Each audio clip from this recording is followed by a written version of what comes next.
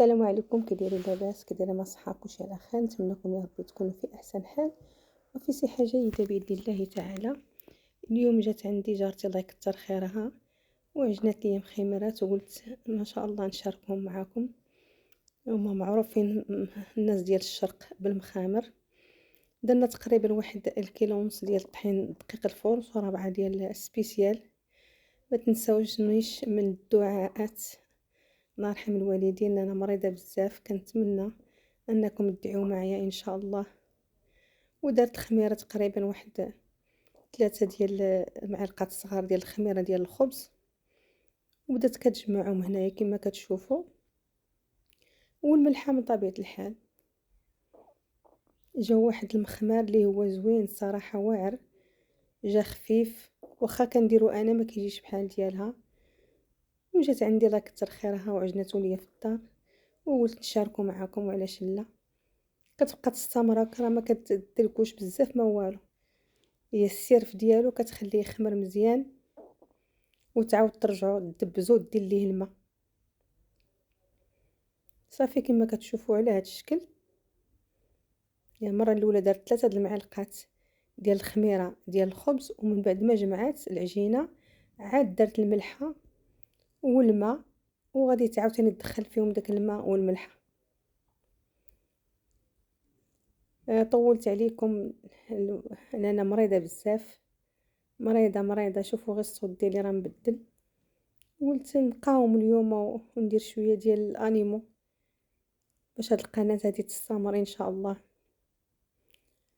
صافي من بعد ما هنايا كتعجن وكتدخل داك المليحه اللي دارتها. هي الملحه ما كديرهاش المره الاولى باش كتعطي واحد الفقاعات اللي هما زوينين للعجين، كدبزهم غير بيديها بحال هكا.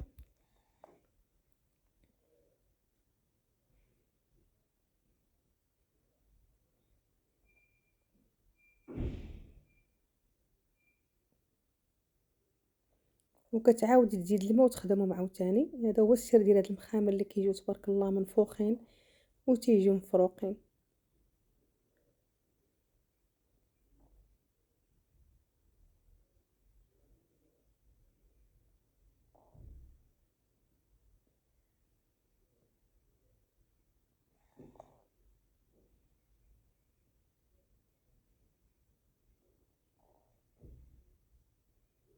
قبلوا عليا على هذا الفيديو على الهضره، راه كنهضر بالسيف، ما كنخرج الهضره حتى كنقول اشهد ان لا اله الا الله. ودعواتكم اخواتي، دعواتكم بالشفاء يا ربي، دعوا لي بالشفاء يا سيدي يا ربي. ما كانتش على البال هاد المرضى هادي، والحمد لله. المهم المصاب ما عند الانسان ما يدير، قدر الله بما شاء فعل، وحنا راضيين لحكم الله سبحانه وتعالى الذي لا اله الا الله. هذا صبر واختبار من عند الله، والمؤمن هو اللي كيبتليه الله.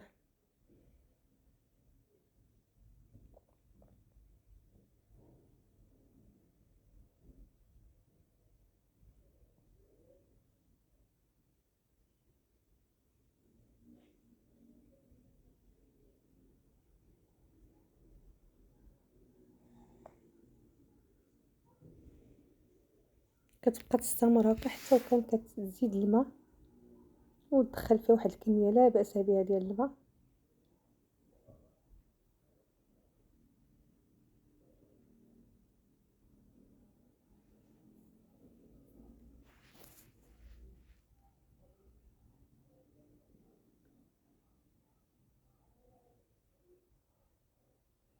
ما شاء الله بدات كتعطي الفقاعات غير من داك الدلكه ديال الماء.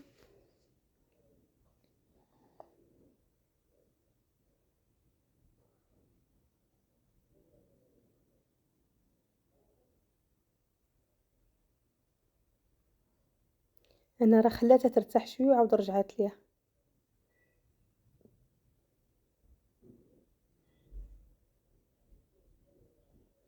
صافي من بعد ما خمرت الخمره الاخيره، شوفوا تبارك الله، العجينه ضروري خصها تكون خفيفه. خدات واحد الطبيق ودرت فيه الطحين سبيسيال،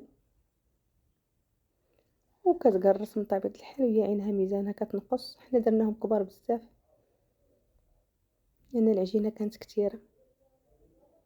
كديري يديها في الماء وكتكور في الطحين سبيسيال اولا في السميده ولا في اللي كان عندكم، حتى الطحين راه حتى هو كيجي مزيان.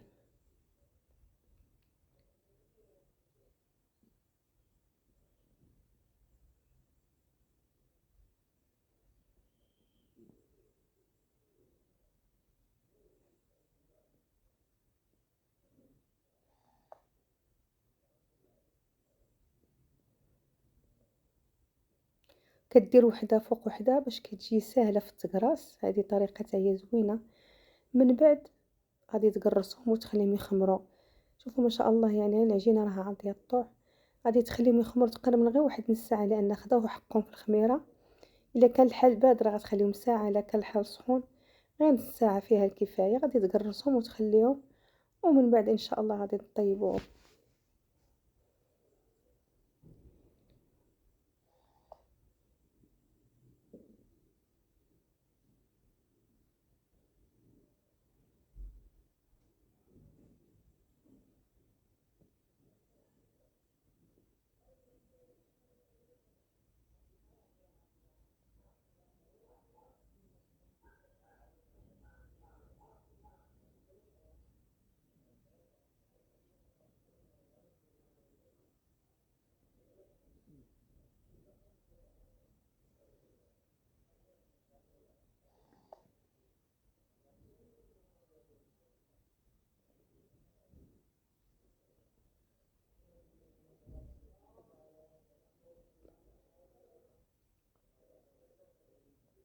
لانهم خفاف ضروري ترشوا عليهم السميده اولا الطحين باش ملي تبغيو تقرصوا ما تلصقش لكم في العجينه في يديكم. هو السر ديالهم امهم يكونوا خفاف، ما يكونوش العجينه ثقيله باش كيجيو ما شاء الله مهويين.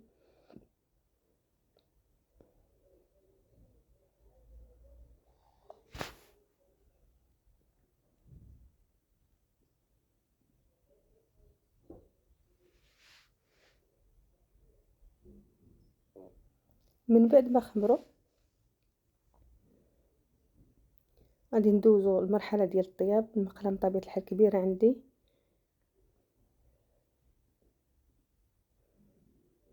شوفوا ما شاء الله كي كيجيو كلهم مهوين بحال الشفنج. كنتمنى من قلبي تبارطاجيو لي هذا الفيديو ويكون نال الاعجاب ديالكم، لان ب66 كشيفه باش سجلت معكم. ونقول لكم السلام عليكم ورحمه الله تعالى وبركاته، ونخليكم الى فيديو قادم ان شاء الله. لعطانا ربي العمر.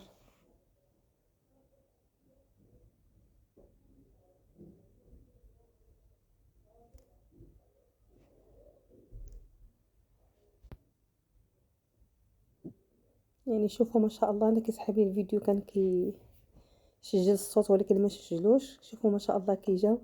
كنتمنى من قلبي هذا الفيديو يكون نال الاعجاب ديالكم وتبارطاجيوه مع الناس، وادعوا اهم حاجه ادعوا لي بالشفاء يا ربي. والسلام عليكم ورحمه الله تعالى وبركاته، والى فيديو قادم ان شاء الله.